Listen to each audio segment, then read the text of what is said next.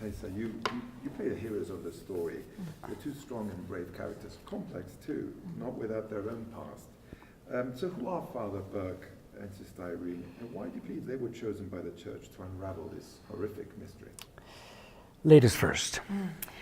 Sister Irene is a young woman on the path to becoming a nun. She had a bit of a difficult and isolating childhood due to these series of visions she would have, which these visions led her to a life in the church. And Sister Irene, she hasn't taken her final vows yet, even though she's full of faith and she's devout to her Lord. She also has that tiny bit of questioning deep down inside her. The church has always told her, oh, these visions are a gift from God. But I think part of Sister Irene would like that confirmed. How do you know these visions aren't coming from something much more sinister and demonic? So when Sister Irene is chosen to go on this mission with Father Burke, she doesn't know that she's being chosen because of her vision. She doesn't know that there's a specific reason why she's the one selected to accompany Father Burke on this mission. And it's only halfway through her mission, when she's there dealing with demonic forces, that she realized she's chosen because of her past. And Sister Irene, I think, is a bit wary of her future, wondering if she's on the right path and if the life of a nun is specifically meant for her, and she finds those answers during this mission. Father Burke is the best exorcist the Vatican knows. So he is ready to fight whenever it's time to go out and accomplish a mission. However, Father Burke had a terrible experience in one of those exorcisms, and has asked the Vatican not to call him again, to do it again, to practice another exorcism. But being the best and being a soldier, you have to obey, and you have to get up your bed, no matter how many nightmares you have and how many demons you're fighting and how many contradictions you live with. You have to get up, get out there, and fight. How do you prepare these roles? And Demain, starting with you, did the fact that you already played a priest in the past help you? Absolutely, yeah. I think, the first thing I do is find all the information I need on the paper. And everything you need to prepare for this role was there in the script that Gary wrote. It's great.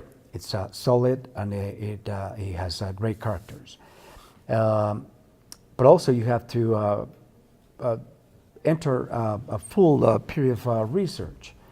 And in doing so, of course, I brought back what I already knew about becoming a priest and being a priest from my previous work.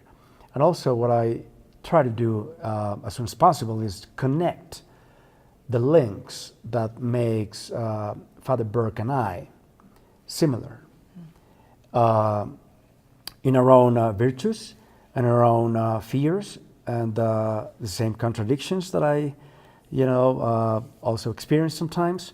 And of course, we have the same passion for life and our work, and we will do whatever is necessary to accomplish that. Taissa? Yes, could you repeat the question? Yes, what did you do to prepare the role of Sister Yes. Irene? The thing is, when you're playing such a specific character like a nun or a priest, you want to provide authenticity. You want to do an honest job, because these are real people, and people who everyone has images and ideas of who they are and what they're like. And I really want to make sure that you do it right and you do it authentically. So for me, I spent lots of time researching online, and I watched the Nun Story with Audrey Hepburn to try and really understand what it is on a day-by-day basis, what a woman of faith goes through and what that entails. And some of the things I learned really go to the physicality of a nun and how you hold yourself, how you talk, and making sure that you're correcting all of your flaws on a constant basis. And I mean, that's something that's emotionally exhausting, to point out your imperfections and try to perfect them every single day. So that constant thought process I really wanted to incorporate into Sister Irene. Speaking of making it real, the nun was shot in Romania and even in Transylvania. Yes. How was that experience, and what was the energy like on set? Oh, I mean, it's a phenomenal thing to be able to film on location where the movie's actually set. The movie's set in 1952 in Romania, and being able to be there in this beautiful country that has such a history, has such a soul, has such a gothic, eerie energy, which is exactly what we needed for the backdrop of our film. You know, we got lucky to be able to film there, and you know, half the hard work's done is when you're filming in these old castles that have been there for years and years and years. You know, it doesn't require much, especially from the actors. You don't have to conjure up anything. It's all there. You just have to exist and be and react. Yeah, absolutely. That was one of the things that excited me when I got the offer, and I just couldn't wait, because they formed the best team possible in every department. And the production design in this film is just fabulous. It's fantastic. Of course, yes, you have the real scenarios, the real locations, but every single detail, you know, that they reproduced the 50s so nicely, and the wardrobe design and all that. Every detail, every element that was given to us was key to, you know, be able to portray this. Then your characters actually go through quite a lot. How physically demanding was the shoot?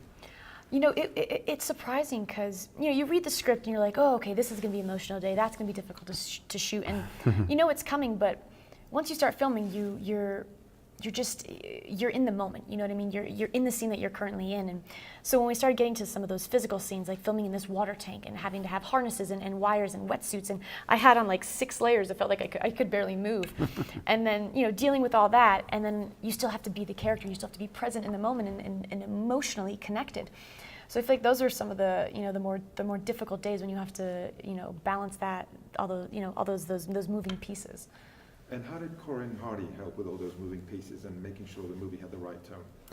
Well, he's a very passionate artist, and he was prepared way before we moved to Romania.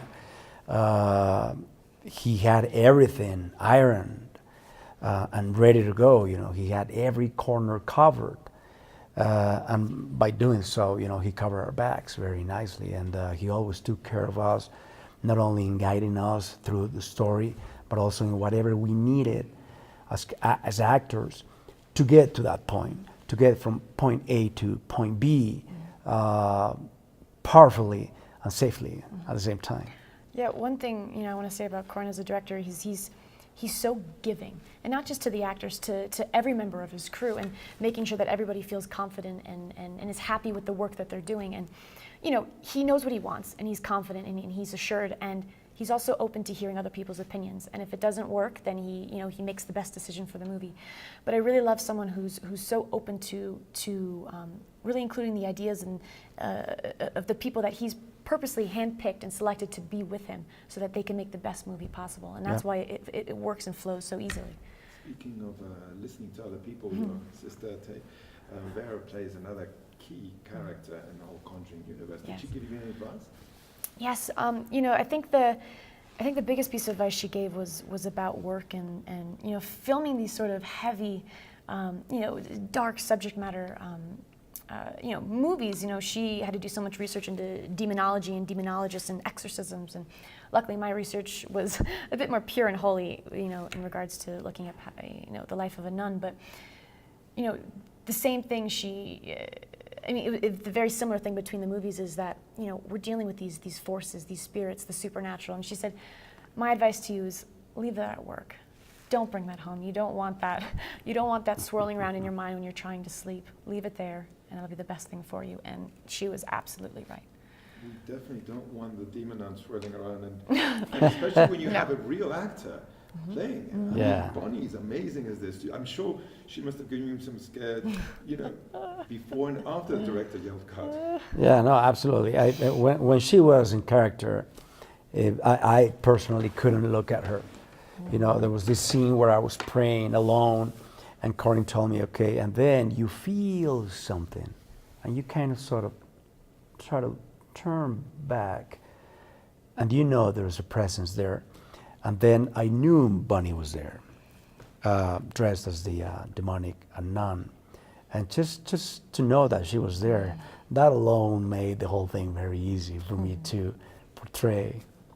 But off camera, and having breakfast and lunch and dinner together, she was a lovely, she is a lovely lady, a beautiful lady, and very sweet. Yeah. The best part is when you're just conversing with Bonnie on set, and she's a sweetheart, but she's in her full, demon Valak, hair, makeup, wardrobe. And it's so funny just to be talking with her. And her favorite pastime, by the way, was trying to terrify me on set. Because I don't like being scared, and I'm a very jumpy person. So she could just from across the room, she could just stop and give me a look with her eyes, and a little grin, a little smile, and I'd immediately get shivers and chills because she's just so captivating. Yeah.